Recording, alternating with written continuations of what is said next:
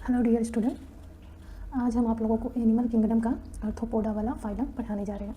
बाकी जितने भी फाइलम हैं उसका वीडियो हम प्लेलिस्ट में डाल दिए हैं, आप लोग देख लीजिएगा। अभी ये हमारा आर्थ्रोपोडा का वीडियो है, ठीक है। तो यहाँ पे हम हेडिंग डाल दे रहे हैं आर्थ्रोपोडा, ठीक है। तो अब हम इसके बारे में डिटेल में स्टडी करेंगे। तो जो आर्थ्रोपोडा होता है, ये क्या होता है, जितने भी फाइलम है इन किंगडम एनिमलिया के, उसमें सबसे बिगेस्ट फाइलम ये आर्थ्रोपोडा ही है, ठीक है। तो यहाँ हम लिख सकते हैं बिगेस्ट फाइलम ऑफ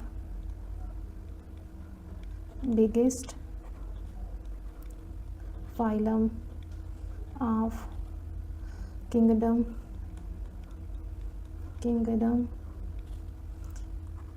एनिमलिया, ठीक है। ये सबसे बड़ा फाइलम है। अगर इसके हैबिटेट की बात करें कि ये कहाँ पाया जाता है, ठीक है, तो ये क्या होते हैं, एक्वेटिक होते हैं, टेरेस्ट्रियल होते हैं, और ये फ्री फॉर्म में भी पाए जाते हैं। और इसके जो कुछ स्पीसीज़ होते हैं वो हमारे पैरासाइट भी होते हैं, ठीक है। तो यहाँ हम लिख सकते हैं दे में बी एक्वेटिक, ठीक है। एक्वेटिक में क्या होंगे, मरीन हो सकते हैं, ठीक है, मरीन और फ्रेश वाटर, ठीक है, फ्रेश वाटर ये हो सकते हैं। और ये क्या होते हैं, टेरेस्ट्रियल भी होते हैं, तो यहाँ हम लिख देंगे टेरेस्ट्रियल, ठीक है। और ये क्या होते हैं, फ्री फॉर्म में भी पाए जाते हैं, फ्री लिविंग, ठीक है, free living. And some species sometimes parasitic, ठीक है। तो ये हो गए इनके हैबिटेट। अब अगर इनके हम पूरे बॉडी की बात करें तो इनकी जो बॉडी होती है वो 3 पार्ट में डिवाइड होती है, ठीक है। थर्ड पॉइंट हमारा आ जाएगा, इनकी बॉडी 3 पार्ट में डिवाइड होती है। पहला तो हो जाएगा हेड हो जाएगा, थोरेक्स हो जाएगा और एब्डोमेन, ठीक है। ये 3 पार्ट होते हैं आर्थ्रोपोडा के मेंबर में। तो यहाँ हम लिख देंगे body is divided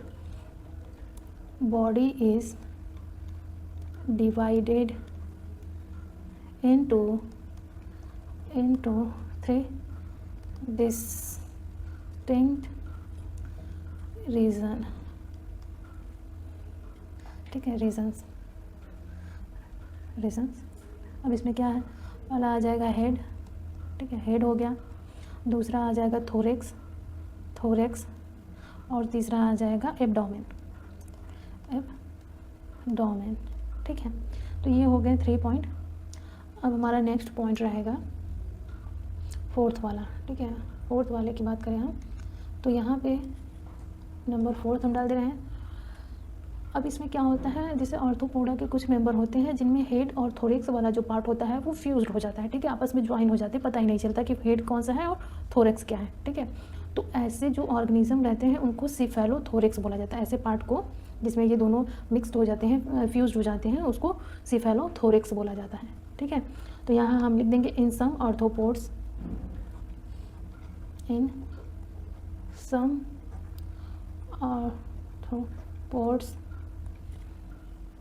head and thorax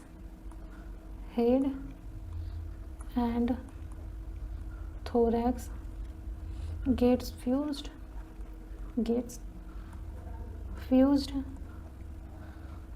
to form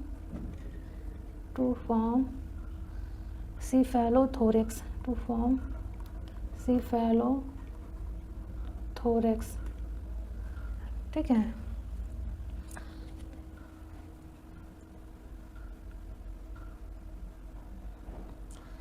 ये हो गया। अब नेक्स्ट हमारा पॉइंट जो रहेगा वो हो जाएगा 5th, ठीक है।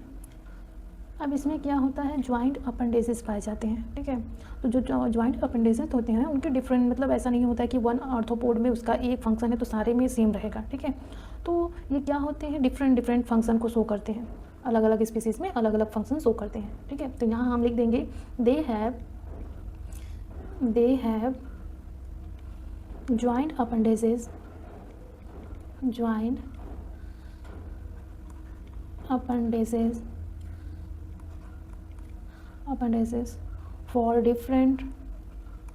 for different types of function, ठीक है। अब नेक्स्ट पे चलते हैं हम लोग 6 वाला जो हमारा पॉइंट रहेगा। इसमें क्या था, जितने भी ऑर्थोपोड के मेंबर्स होते हैं उनकी बॉडी जो होती है, आउटर कवरिंग जो होती है, वो कवर किया रहता है काइटिनियस एक्सोस्केलेटन के थ्रू, ठीक है।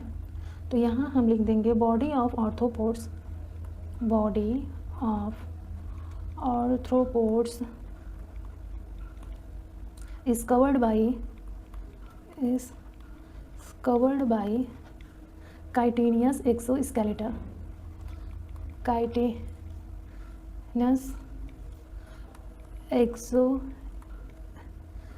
exoskeleton, ठीक है। तो ये हो गया। अब हम नेक्स्ट पे चलते हैं। नेक्स्ट इनके कैरेक्टर के बारे में देखते हैं आर्थ्रोपोड के। यहाँ पे 7th वाला हो जाएगा। अब इसके जो कुछ इंपॉर्टेंट कैरेक्टर है तो उनको हम हेडिंग के थ्रू रिप्रेजेंट करेंगे, ठीक है। तो 7th वाले में आ जाएगा level of organisation, level of organisation, ठीक है, लेवल ऑफ ऑर्गेनाइजेशन। तो यहाँ पे क्या होगा, जो आर्थ्रोपोड के मेंबर होते हैं उनमें लेवल ऑफ ऑर्गेनाइजेशन वो ऑर्गन सिस्टम लेवल का होता है, ठीक है। तो यहाँ लिख देंगे ऑर्गन सिस्टम। नेक्स्ट हमारा हो जाएगा 8। अब इसमें सेगमेंटेशन की बात करें, सेगमेंटेशन, ठीक है। आर्थ्रोपोड के जो मेंबर होते हैं उनमें सेगमेंटेशन कैसा पाया जाता है, तो वो क्या होते हैं, मेटामेरिक सेगमेंटेशन शो करते हैं, ठीक है। यहाँ लिख देंगे हम मेटामेरिक सेगमेंटेशन, ठीक है, मेटामेरिक सेगमेंटेशन को शो करते हैं। अब नेक्स्ट पे हम चलते हैं 9th वाला जो हमारा रहेगा, उसमें हम सीलोम, ठीक है, सीलोम के बारे में देख रहे हैं कि इसमें किस टाइप का सीलोम पाया जाता है, ठीक है। तो ये क्या होते हैं, सीजो सीलोमेट होते हैं। तो यहाँ हम लिख देंगे सीजो सीलोमेट होते हैं, ठीक है। सीजो सीलोमेट का मीन्स होता है कि इनकी जो बॉडी होती है, जो सीलोम होता है वो फिल्ड होता है ब्लड से, ठीक है, ब्लड से भरा होता है। तो यहाँ हम पुस्तक में लिख दे रहे हैं coelom is filled with blood, hence called hemocoel, ठीक है, hence called hemocoel, ठीक है। जिसकी बॉडी के मतलब जो सिलोम होता है, सीजो सिलोम में उसकी जो बॉडी होती है वो क्या होता है, ब्लड से फिल होता है, भरा रहता है, इसलिए उसको हीमोसील बोला जाता है। अब नेक्स्ट पे हम चलेंगे 10th वाला जो रहेगा, उसमें हम सिमेट्री देखेंगे, सिमेट्री, ठीक है। सिमेट्री के बेस में देखें तो ये बाईलेटरल सिमेट्री शो करते हैं, बाईलेटरल, ठीक है, ये बाईलेटरल सिमेट्री शो करते हैं। अब 11th पे जाएं तो बॉडी प्लेन देखें हम लोग, बॉडी प्लेन। तो बॉडी प्लेन क्या होता है, ये ट्यूब विथ इन ट्यूब होता है, ट्यूब विथ इन ट्यूब होता है, ठीक है। ट्यूब विथ इन ट्यूब का मीन्स ये होता है कि इनकी बॉडी में जो होते हैं डबल पोर होता है, मतलब कि खाने के लिए मतलब हम लोग कोई फूड ले रहे हैं तो उसमें माउथ और एनस दोनों डेवलप होता है, ठीक है, अलग अलग पार्ट होते हैं इनके। अब हम नेक्स्ट पे चलें तो यहाँ पे हमारा 12th वाला जो पॉइंट है इसमें हो जाएगा जर्म लेयर, ठीक है, जर्म लेयर, ये हेडिंग हो गया। तो जर्म लेयर के बेस पे देखें तो जो आर्थ्रोपोडा के मेंबर होते हैं उनमें जर्म लेयर ट्रिप्लोब्लास्टिक होते हैं, ठीक है। यहाँ लिख दें हम ट्रिप्लोब्लास्टिक, ठीक है। ट्रिप्लोब्लास्टिक का मीन्स वही हो गया कि एक्टोडर्म, ठीक है, एक्टोडर्म, मेसोडर्म और यहाँ पे एंडोडर्म, ठीक है। 13 की बात करें तो यहाँ पे जो नेक्स्ट पॉइंट रहेगा, इनमें जो डाइजेशन होता है वो एक्स्ट्रा सेलुलर होता है, ठीक है। डाइजेशन की बात करें तो डाइजेशन एक्स्ट्रा सेलुलर होता है, एक्स्ट्रा सेलुलर, ठीक है।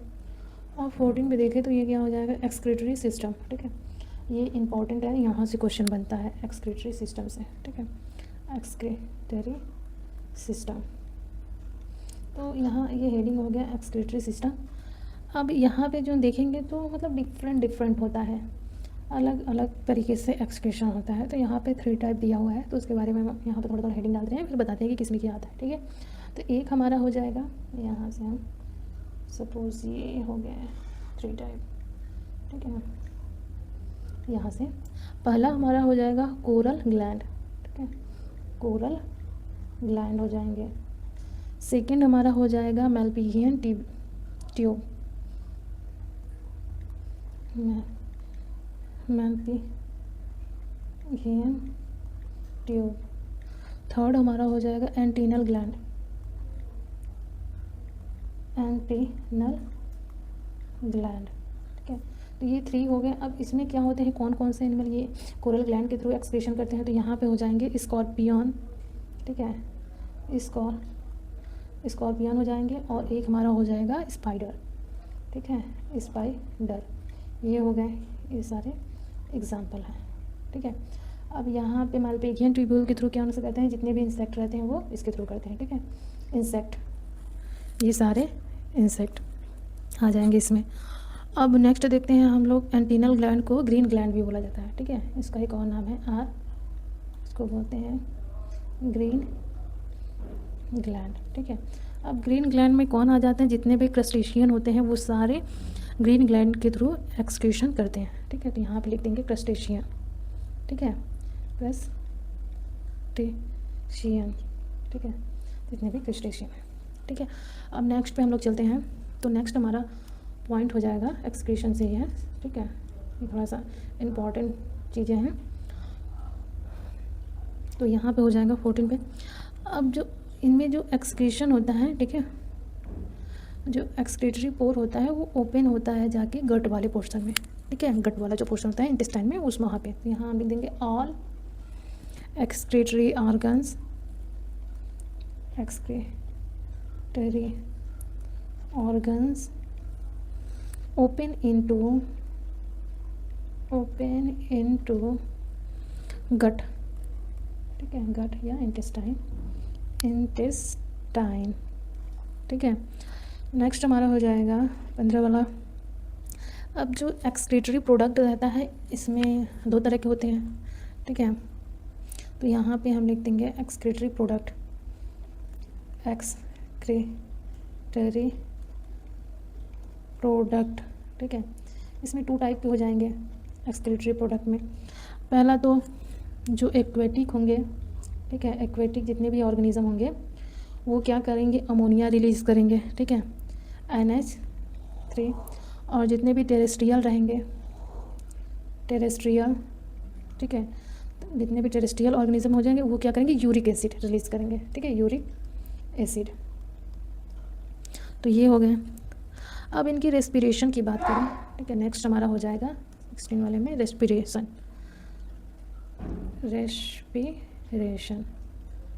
थोड़ा सा इसका वीडियो लंबा चला जाएगा, ठीक है। तो रेस्पिरेशन की बात करें तो इसमें रेस्पिरेशन भी अलग अलग ऑर्गन से होता है आर्थ्रोपोड में, ठीक है। तो यहाँ पे कुछ मैं इस तरह से आप लोगों को बता रही हूँ चार्ट बना के, ठीक है। तो यहाँ पे एक हमारा हो जाएगा बुक लंग, ठीक है, ये हो गया बुक गिल से हो जाएगा, ठीक है। सेकंड होता है बुक लंग से। थर्ड हो जाएगा ट्रैकियल सिस्टम से, ट्रैकियल सिस्टम, ठीक है। फोर्थ हमारा हो जाएगा गिल्स, जो केवल गिल्स का यूज़ करते हैं, ठीक है। अब इसमें कौन कौन से ऑर्गेनिज्म आ जाएंगे, ठीक है। तो एग्जाम्पल हो जाएंगे ऑर्गेनिज्म में लाइमुलस, ठीक है, लाइमुलस हो गए। एक हो गया जिसको बोला जाता है किंग क्रैब, ठीक है, किंग क्रैब, ठीक है, ये हो गया। सेकंड हमारा हो जाएगा स्कॉर्पियन, ठीक है, बुक लंग के थ्रू स्कॉर्पियन, ठीक है। और एक हो जाएंगे स्पाइडर, ये हो गया। अब ट्रैकियल सिस्टम में क्या होते हैं, इंसेक्ट, जितने भी इंसेक्ट रहेंगे वो ट्रैकियल सिस्टम से काम करेंगे, ठीक है, इंसेक्ट, ये आ जाएंगे।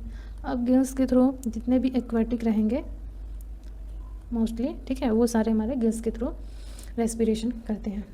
अब हम नेक्स्ट पे चलें तो नेक्स्ट हमारा हो जाएगा इसके सर्कुलेटरी सिस्टम की बात करें हम तो यहाँ पे 17 वाला जो पॉइंट रहेगा सर्कुलेशन, ठीक है,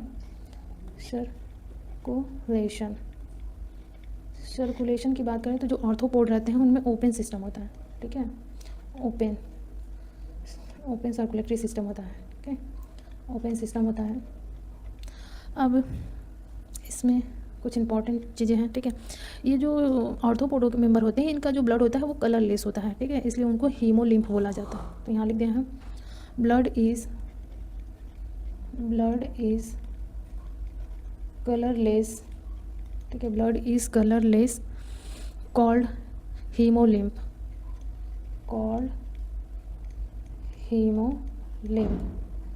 ठीक है। अब ये जो हीमोलिम्फ कलरलेस होते हैं उनको हीमोलिम्फ बोला जाता है, ठीक है। इसमें जो ऑर्थोपोड के मेंबर होते हैं इसमें रेस्पिरेटरी पिगमेंट एब्सेंट होता है, ठीक है, रेस्पिरेटरी, ठीक है, पिगमेंट एब्सेंट होते हैं। अब कुछ ऐसे एनिमल्स होते हैं जिनमें सेंट, ठीक है, तो कुछ ऐसे ऑर्गेनिज्म होते हैं जिनमें ये पाया जाता है, ठीक है, तो वो क्या होते हैं, कॉपर कंटेनिंग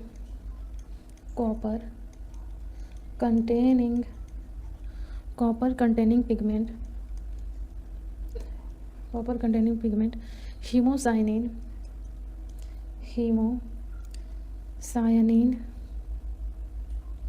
ठीक है, थोड़ा सा यहाँ मिस्टेक हो गया स्पेलिंग, ठीक है, हाँ, haemocyanin is present in prawn, ठीक है, तो उसमें ये पाया जाता है, जो प्रॉन होते हैं उनमें copper containing haemocyanin pigment present होता है, ठीक है। अब यहाँ पे हम फर्टिलाइजेशन की बात करें, नेक्स्ट लेते हैं हम स्लाइड, ठीक है। अब नेक्स्ट पे हम चलते हैं फर्टिलाइजेशन, हड़ी डाल दें हम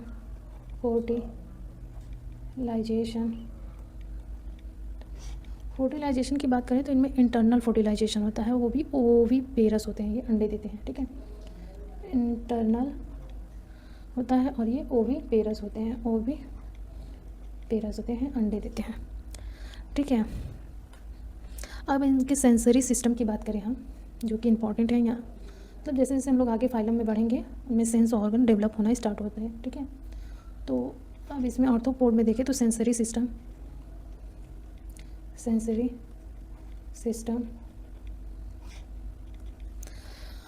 में क्या होता है, सिंपल आई, कंपाउंड आई,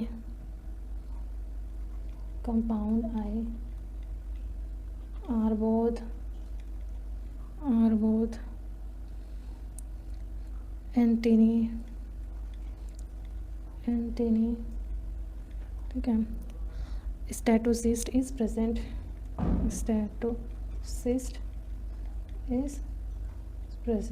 ठीक है। तो ये सारे सेंस सिस्टम हैं जो कि ऑर्थोपोड में प्रेजेंट होते हैं, ठीक है। तो ये इतने सारे हो गए।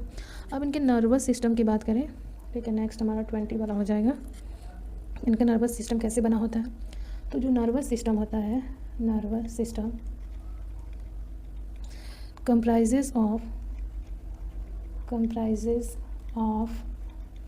a nerve ring and a solid double ventral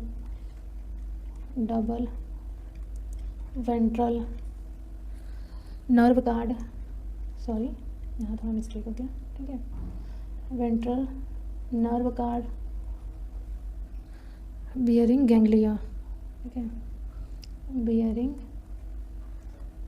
ganglia. तो जो ऑर्थोपोड के मेंबर आते हैं उनमें जो नर्वस सिस्टम रहता है वो क्या बनता है, उसमें नर्व रिंग बने होते हैं और एक solid double ventral nerve card होता है, जो कि जिसमें क्या होता है, गैंग्लिया भी प्रेजेंट होता है, ठीक है। तो ये हो गया। अब नेक्स्ट पे हम लोग चलें, और ये जो ऑर्थोपोड के मेंबर होते हैं वो जनरली क्या होते हैं, मोस्टली डायोसियस होते हैं, ठीक है। और नेक्स्ट हमारा हो जाएगा 24, ठीक है। दे आर मोस्टली डायोसियस,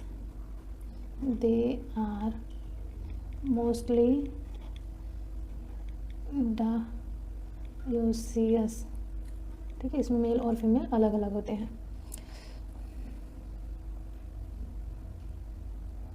अब यहाँ पे कुछ इंपॉर्टेंट चीज़ें हैं, जैसे फर्टिलाइजेशन की बात करें तो हम आगे इंटरनल लिखे थे, लेकिन यहाँ पे एक जो एक्वेटिक होते हैं उनके बारे में भी है, तो यहाँ लिख देंगे fertilisation is usually internal but few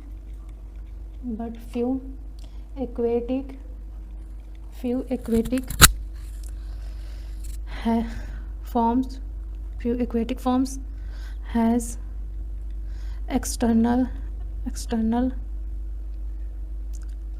fertilization। ठीक है, नेक्स्ट पे चलेंगे हम लोग। मतलब इसमें क्या होता है, यूजुअली तो इंटरनल फर्टिलाइजेशन होता है, बट फ्यू केसेस में जैसे कि जो एक्वेटिक होते हैं उनमें एक्सटर्नल फर्टिलाइजेशन देखा जाता है।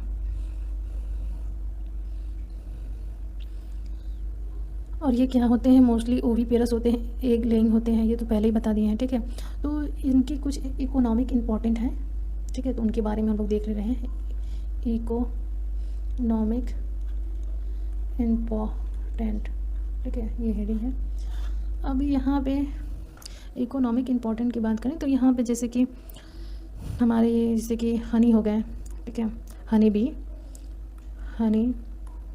हो गए। तो ये क्या होता है कि शहद बनाने में, हनी बनाने में काफ़ी हेल्पफुल रहते हैं। ठीक है, सिल्क वॉर्म हो गए, और लैक इंसेक्ट हो गए, ये सारे इकोनॉमिकली बहुत ज़्यादा इम्पॉर्टेंट होते हैं। ठीक है, तो नेक्स्ट स्लाइड ले लेते हैं हम लोग। अब यहाँ पे क्या होता है, कुछ जैसे कि पैरासिटिक होते हैं तो उनके बारे में वेक्टर का काम करते हैं। ठीक है, कुछ वेक्टर का काम करते हैं तो उनके बारे में हम लोग बोलते हैं मॉस्किटो। ठीक है, मॉस्किटो, तो मॉस्किटो में क्या होते हैं, यहाँ पे अलग अलग, ठीक है, अलग अलग हैं स्पीसीज़। एक हो गया क्यूलेक्स। ठीक है, क्यूलेक्स मच्छर से कौन सा डिजीज़ होता है, फाइलेरिया। ठीक है, ये काट लेते हैं तो जो फाइलेरिया हो जाता है लोगों को। एक हो गया एडीज। ठीक है, तो एडीज से हो जाएगा डेंगू, और थर्ड हो जाएगा एनाफ्लीज।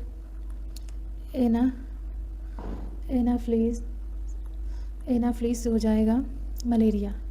ठीक है, मलेरिया। और यहाँ पे इम्पॉर्टेंट भी है, एक लिविंग फॉसिल के बारे में पूछता है आर्थ्रोपोड में। ठीक है, तो लिविंग फॉसिल कौन है उसका नाम पूछता है, तो जो लिविंग फॉसिल होता है उसे लाइमुलस। ठीक है, लाइमुलस को लिविंग फॉसिल बोला जाता है। इसका कॉमन नेम होता है किंग क्रैब। ठीक है, ये लिविंग फॉसिल होता है। तो ये हो गया, ये वाहक का काम करते हैं। ठीक है, जो डिजीज़ होता है उनको एनिमल या तो ह्यूमन में ट्रांसफ़र करने का काम करते हैं, वेक्टर का काम करते हैं। ठीक है, तो this is the overall for arthropod. ठीक है, तो आप लोगों को वीडियो पसंद आए तो उसको लाइक, शेयर एंड सब्सक्राइब करिए। अगर आप लोगों को कोई भी डाउट है या कोई भी क्वेश्चन है तो कमेंट बॉक्स में कमेंट कीजिए। और आप लोगों को किसी भी सब्जेक्ट मतलब किसी भी टॉपिक से नोट्स चाहिए तो आप लोग कमेंट में करिए, हम ज़रूर वीडियो डालेंगे। ठीक है, बाय बाय।